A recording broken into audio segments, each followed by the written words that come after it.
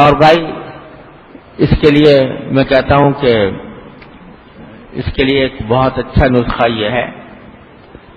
کہ کم از کم اس رمضان کے اندر اس T V کو بند کر دو، کیونکہ ٹی وی کے ذریعے یہ آنکھ بھی خراب اور کان بھی خراب اور زبان بھی خراب۔ آنکھیں تو خراب ہے اس لیے کہ اس وقت اس میں ایسے ایسے مناظر دکھائے جاتے ہیں، ایسے ایسی تصویریں آتی ہیں، ایسے ایسے کہ اس کے ذریعے آنکھوں کا اللہ بچائے آدمی گناہ مبتلا، آنکھوں کے گناہ میں مبتلا ہوتا ہی رہتا ہے۔ دوسرا یہ کہ ہر وقت میوزک، ہر وقت موسیقی، گانا بجانا، تو اس کی وجہ سے کان مبتلا ہو جاتے ہیں، اور پھر زبان اس طرح مبتلا ہو جاتی ہے کہ ٹی وی کے اندر جو عام طور سے پروگرام آتے ہیں تو اس میں لوگ بیٹھ کے پھر تبصرے کرتے ہیں، اس کے اوپر تبصرے کرتے ہیں، تو اس میں کسی کی غیبت ہو رہی ہے اور کسی پر بہتان لگ رہا ہے،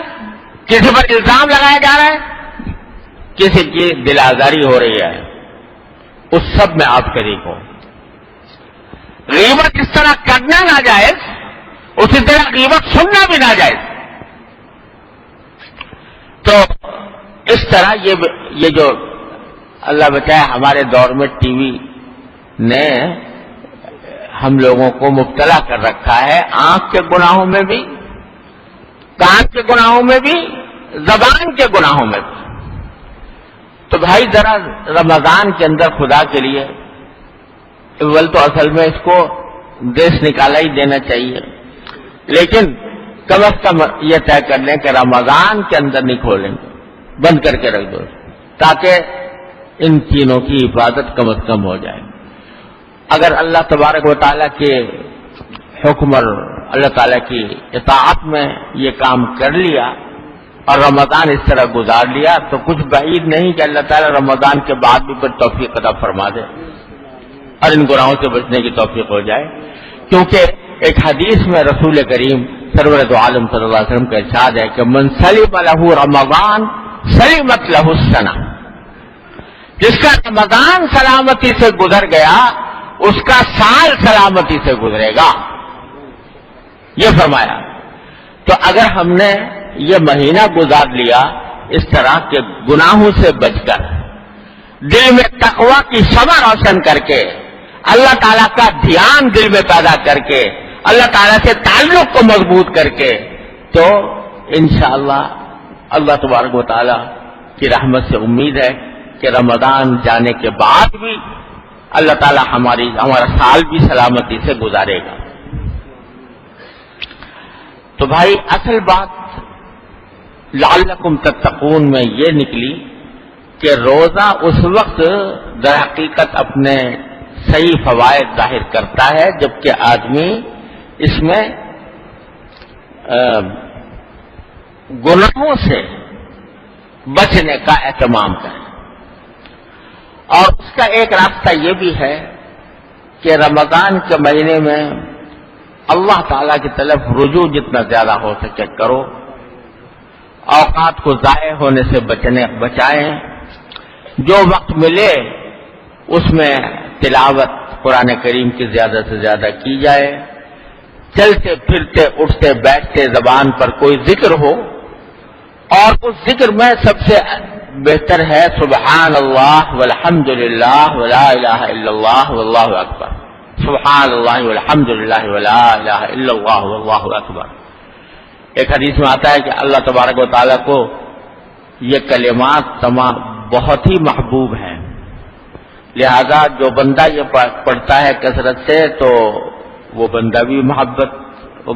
محبوب ہو جاتا ہے، اور اس کے ذریعے گناہوں کی معافی کا بھی بڑے وعدے ہیں اس کلمے کے ذریعے۔ تو چلتے پھرتے اٹھتے بیٹھتے زبان پر رہے سبحان اللہ والحمد للہ ولا الہ الا اللہ واللہ اکبر ولا حول ولا قوت الا باللہ العلی العظیم بھی پڑھا لیں اس کے ساتھ۔ تو تیسرا کلمہ جس کو کہتے ہیں وہ چلتے پھرتے اٹھتے بیٹھتے بھی پڑھتے رہیں، تو ذکر کی کثرت، اللہ تعالیٰ کے ذکر کی کثرت، اس طرح رمضان گزار لیا. یہ ذکر کے اندر ایک خود خاصیت ہے، اگر آدمی اس کا اہتمام کرے تو ذکر کے اندر خاصیت یہ ہے کہ انسان کو شیطان اور نفس کے تقاضوں کے مقابلے کی قوت اس سے ملتی ہے. جتنا ذکر زیادہ ہوگا نفس اور شیطان کے تقاضوں کے مقابلے پر قوت زیادہ حاصل ہوگی. اب تو ہم ایسا ہوتا ہے نا کہ نفس نے ایک خواہش دل میں پیدا ہوئی، مچل گئی، خواہش دل میں آ گئی، مچلنے لگا، دل مچلنے لگا، ہم نے ہتھیار ڈال دیے. ہم ہتھیار ڈال کے بیٹھ، ٹھیک ہے بھائی دل چاہ رہا ہے کر گزرو، ہتھیار ڈال دیے. لیکن کیوں ڈال دیے؟ اس لیے کہ اس نفس کے تقاضے کا مقابلہ کرنے کی طاقت کم ہے، اس لیے ہتھیار ڈال دیا. لیکن اگر طاقت ہو مقابلہ کرنے کی کہ ٹھیک ہے کتنا ہی دل چاہ رہا ہو، کتنی ہی خواہش ہو رہی ہو، کتنا دل مچل رہا ہو، لیکن میں اللہ تبارک و تعالیٰ کے حکم کے خلاف نہیں کروں گا، یہ قوت دل میں جب ہوگی تو پھر آدمی بچ جائے گا. پھر یوسف علیہ السلام کو دیکھو، بھرپور جوانی اور مواقع موجود، دروازے بند، عورت دعوت دے رہی ہے، لیکن قرآن میں آتا ہے ہم بھی خیال ان کے دل میں بھی آ گیا تھا، یوسف علیہ السلام کے دل میں. یعنی انسان ہے نا تو دل میں بھی خیال آیا، لیکن چونکہ اللہ تبارک و تعالیٰ کے ساتھ تعلق مضبوط تھا اور اس وجہ سے اس کا مقابلہ، اس خیال کا مقابلہ کر کے کہا انہ ربی احسن مثوای، اس کو یاد، اللہ تعالیٰ کو یاد کر کے بچ گئے، خواہش کو کچل دیا. تو جب قوت ہوتی ہے انسان کے ارادے میں، عزم میں، تو پھر وہ نفسانی خواہشات کے مقابلے پہ ہتھیار نہیں ڈالتا، وہ پھر مقابلہ کرتا ہے، مزاحمت کرتا ہے، یہاں تک کہ کامیاب ہو جاتا ہے. تو یہ ذکر، اللہ تبارک و تعالیٰ کا ذکر جو ہے، یہ اس قوت میں، توانائی میں اضافہ کرتا ہے انسان کی. تو اگر چلتے پھرتے ذکر رہے گا زبان پر اللہ تعالیٰ کی طرف سے، تو اللہ تعالیٰ کی رحمت سے امید ہے کہ انشاءاللہ ثم انشاءاللہ توفیق ہوگی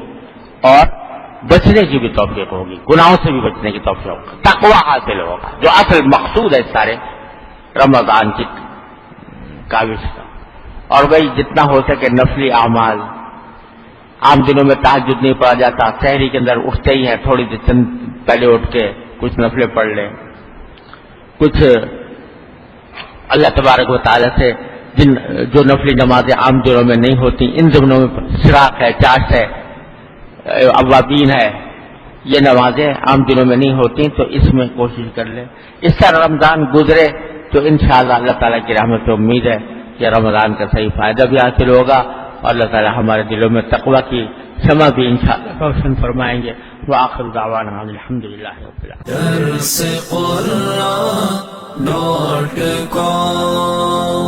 www.darsequran.com